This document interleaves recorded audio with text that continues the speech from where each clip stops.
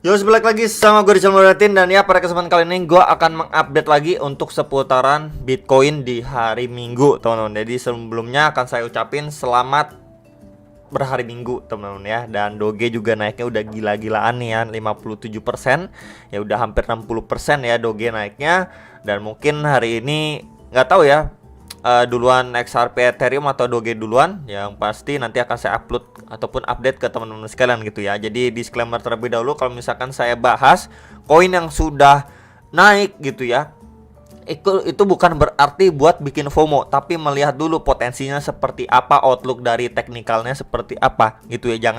Jangan langsung kira kalau misalkan dibahas koin yang sudah naik, wah ini bikin FOMO dan lain sebagainya. Bukan, kalian lihat dulu, oke, analisanya seperti itu, secara teknikal seperti apa areanya, dan mungkin kalian coba cocokin lagi dengan trade plan kalian. Apakah kalian mau melakukan short atau malah kalian prefer menunggu nanti waktu koreksi baru kalian mau melakukan long lagi dan lain sebagainya, atau malah kalian bisa menggunakan outlook tersebut untuk area kalian cicil jual dan lain sebagainya ya. Jadi seperti itu, kalian harus punya trade plan juga teman-teman ya. Oke, dikasih outlook, dikasih pandangan, oke, coba kalian cocokin lagi dengan trade plan kalian masing-masing.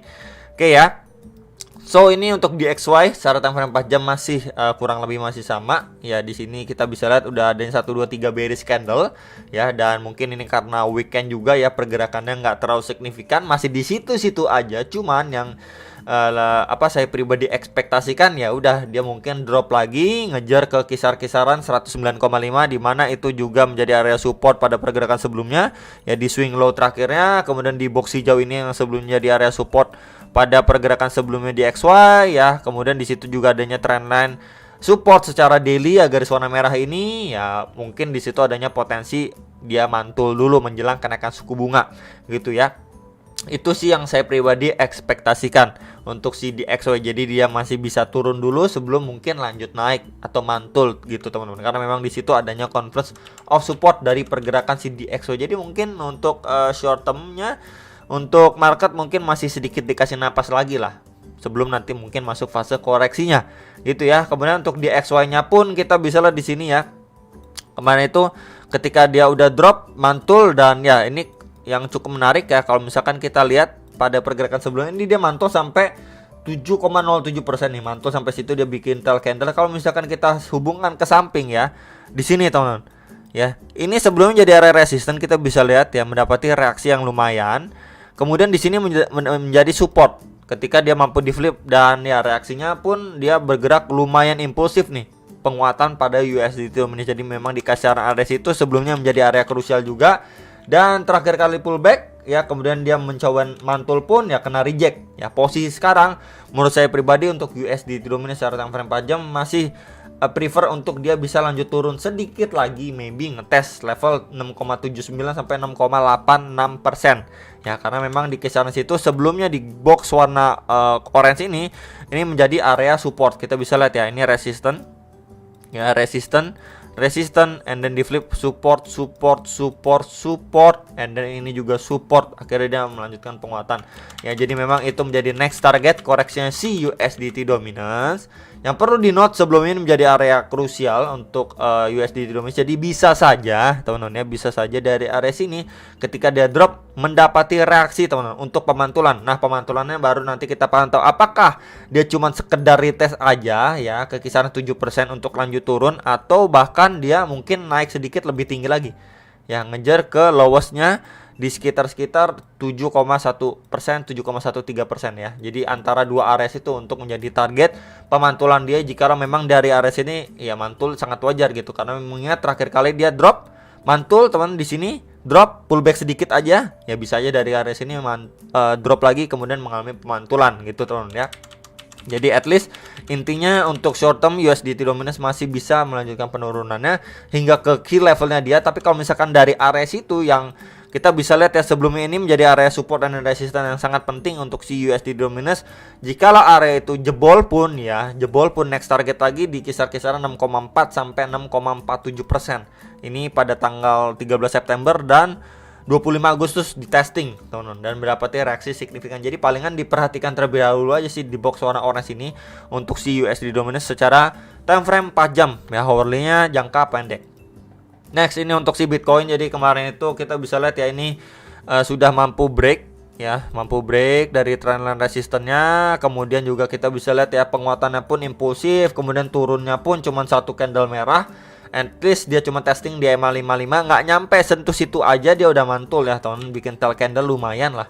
Nah kemudian secara daily-nya sekarang sebenarnya nggak kemana-mana, dia cuma mau coba naik lagi gitu, didorong naik lagi untuk mungkin ngisi 21.000 dolar lagi, karena sebelumnya ini menjadi area resisten juga yang belum benar-benar mampu di break sama si Bitcoin. Jadi at least kalau misalkan dia mampu gitu ya, istilahnya last push dari si Bitcoin sebelum dia masuk fase koreksinya, setelah dia breakout dengan impulsif ya, kita bisa ekspektasikan dia next target di sekitaran 21.400 sampai 21.750 dolar secara daily time frame, yang sebelumnya di level area tersebut juga ini menjadi area resisten and then resisten yang cukup mempunyai dampak lah ya untuk si Bitcoin secara daily time frame. Jadi mungkin kalau misalkan kita dikasih last push untuk si Bitcoin sebelum dia masuk istilahnya fase koreksinya yang menjelang kenaikan suku bunga, ini adalah area terdekat yang bisa kita ekspektasikan kalau saja memang sesuai plan USD itu masih turun sedikit lagi dan di XY itu masih dikasih turun lagi,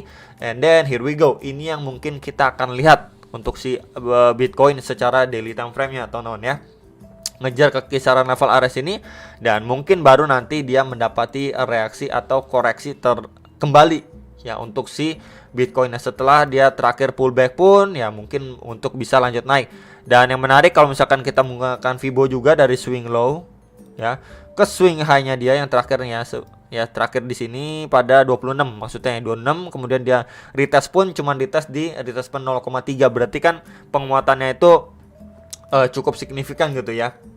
Jadi ya kita masih bisa ekspektasi lah untuk si Bitcoin masih sedikit dikasih push lagi untuk ngejar level ke area ini, baru nanti kita mungkin akan melihat adanya koreksi terlebih dahulu. Either dia mungkin kalau benar-benar kuat banget dia sideways aja, atau malah dari area situ yang belum disentuh lagi, ini terakhir kali nyentuh lebih atas lagi sih. Level area ini belum disentuh lagi, ini malah bisa aja mengundang orang tertarik jual lagi karena oh ini mau kenaikan suku bunga ya. Senin itu tanggal 31, bisa aja nanti deh mungkin dia dikasih last push ya teman-teman, dikasih last push, orang-orang oke udah tungguin nih ngejemput selling order, ya udah baru harganya turun lagi gitu ya. Jadi ini yang perlu diwaspadai sama teman-teman sekalian. Tapi kalau misalkan dari area situ pun ditembus secara impulsif ya, next target di kisaran 22.300 sampai 22.650 dolar secara daily time frame. Ya, kita bisa lihat di sini terakhir kali juga tekanannya itu strong banget ya. Jadi hati-hati teman-teman ya. Kalau misalkan memang si Bitcoin ekspektasinya dikasih last push untuk baru next. Ini untuk Bitcoin secara time frame 4 jam ya. Palingan yang perlu di note ini potensi double top. Kemarin itu dia closing candle-nya itu seperti ini ya, bikin buntut panjang ke atas, cuman the next candle-nya itu langsung dibalas dengan bullish candle yang lumayan, dan sekarang ini posisinya cuman sideways. So pertanyaannya, kalau memang dari area sini dia cuman ranging aja nih, sideways aja di kisaran sini, ranging aja gitu untuk lanjut naik lagi, next target kisaran berapa ya, kita bisa lihat juga dari area sebelumnya. Di sini saya ada tandain dengan garis warna ungu. Ini menjadi resisten kuat di kisaran 22.500 sampai 22.800 dolar. Kita bisa lihat sebelumnya nih. Ya, ini area sangat berfungsi resisten. Ini resisten juga, ini resisten juga, support ya. Support juga, and then support juga. Baru di sini resisten yang strong. Ya, dibanting teman kisaran area situ. Ya, di situ bisa sekali diperhatikan untuk secara time frame 4 jamnya. Karena memang terakhir kali kalau misalkan kita lihat ya, ini tuh kayak ibarat jalan tol teman-teman. Ya, bisa aja mungkin harganya didorong di push naik, mungkin cuman ngetes aja sampai kisaran sini. Ya, kita ngomongin best skenario-nya nih. Best skenario gitu ya. The best skenario dia lanjut naik sampai situ pun baru mungkin masuk fase koreksinya. Kalau misalkan kita lihat secara time frame 4 jam. Ya, kemudian kalau misalkan menggunakan bantuan kakek Fibo pun seperti apa? Dari swing high ke swing low-nya dia, maka ya teman-teman ya, dia udah mampu break dan bertahan nih di atas retest 0,6-nya. Kita bisa mengacu untuk beberapa next target, dan biasanya teman-teman ya, kita bisa pergunakan retest 1,2 sampai 1,6 ini. Ini di sekitar 21.300 sampai 21.650 dolar untuk menjadi next target si Bitcoin secara hourly time frame. Ya, bisa diperhatikan terlebih dahulu untuk area sini apakah dari area situ mengundang tekanan seller, pressure seller untuk masuk ya sampai akhirnya dia terkoreksi lagi. Dan area situ pun kalau misalkan kita lihat secara daily time frame ini juga menjadi area resisten yang krusial pada pergerakan sebelumnya. Jadi kurang lebih itu yang perlu di note untuk si Bitcoin secara hourly. Jadi potensinya visit kisaran berapa kalau misalkan kita menggunakan bantuan tools juga dari bantuan kakek Fibo, atau at least kalau misalkan dia masih dikasih sedikit lagi lebih tinggi lagi, itu kita udah tahu ke area berapa gitu. Jadi mungkin kalian sudah bisa prepare dulu teman-teman, hati-hati untuk dua area ini ya, dua area key ini secara hourly maupun daily itu juga mempunyai efek yang besar ya pada pergerakan sebelumnya. Jadi ya bisa aja pergerakan sebelum itu mengundang orang-orang oke, di kisaran situ sebelumnya jual lumayan strong nih, waduh gue juga jual aja deh, gue jual lagi ya, toh juga nanti mau kenaikan suku bunga takutnya koreksi lagi ya kan, biasanya seperti itu. Jadi menurut kalian bagaimana? Kalian bisa tulis di kolom komentar bawah video ini teman-teman.